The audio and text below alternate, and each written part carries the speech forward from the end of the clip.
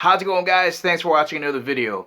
So tonight I want to talk about the top 5 things that I've learned from thru hikers that I think we can put into our bushcrafting skills or our survival skills. Let's have a look.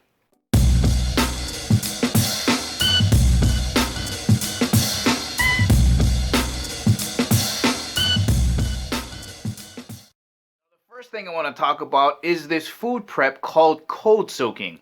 So when you're on the trail and you're hiking anywhere between 20 and 30 miles, you're concerned about weight and efficiency and getting a lot of calories in as fast as you can. Now, a lot of hikers do carry those portable stoves with those little portable gas tanks, but a lot of them cover large sections with just cold soaking.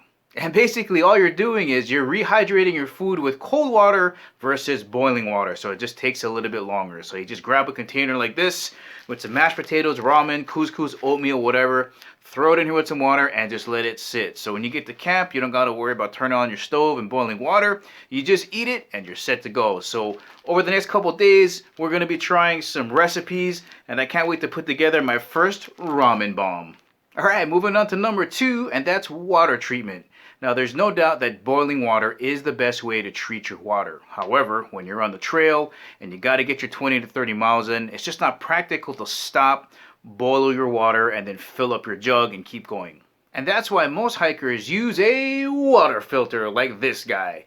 Now in a couple of days I'm going to show you guys some hacks that they use to turn this into a great gravity feed system while getting rid of this puny little squeeze bag so that you can get more water quicker.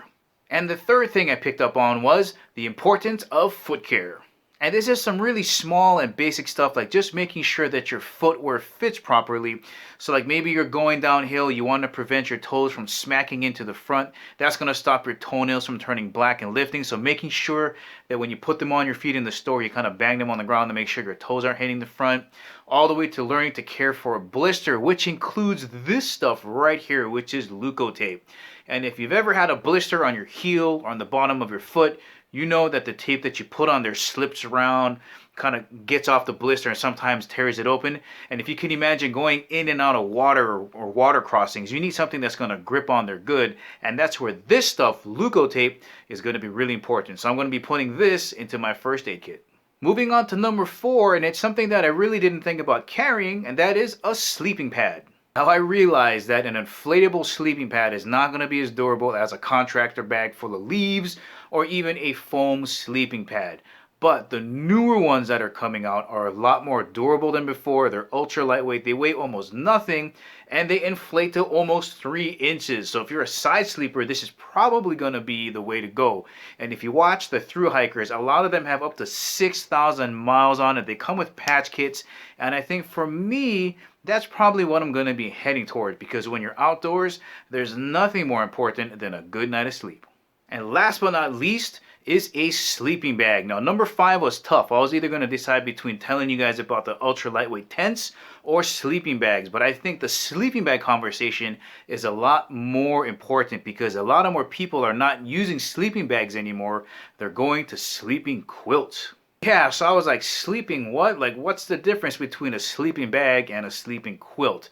Well, basically the back is missing from a quilt, so that's going to save weight, and you can control your temperature a little bit better, right? So like a sleeping bag, you're kind of stuck like this. You can't stick your leg out, but because a quilt's missing the back, if you're too hot, you can stick out your leg and let some air in. If you're cold, then you just wrap yourself up. Now, it's important to also know about a sleeping bag is when you're sleeping on the back portion of it, you're basically squashing it like this. And what makes a jacket warm or a sleeping bag warm is the fact that that down or synthetic material can fluff up like this. But when you're lying on the back of a sleeping bag like this, it's not doing anything for you, so it's just wasted space. So that's why I think a lot of more people are heading from sleeping bags to sleeping quilts. Now in the next couple of days, I'm going to be going a little bit deeper into some of these topics. For example, I'm going to be trying more cold soaking recipes. I'm going to show you guys how that gravity filtration system works with the Sawyer water filter, and talk a little bit more about gear like sleeping quilts, tents, and even those sleeping pads. But guys, that's the ending of this video. I hope you enjoyed it. If you liked it, please give me the thumbs up. If you haven't subscribed to Kimo 365, please do. And remember, I'll catch you guys later.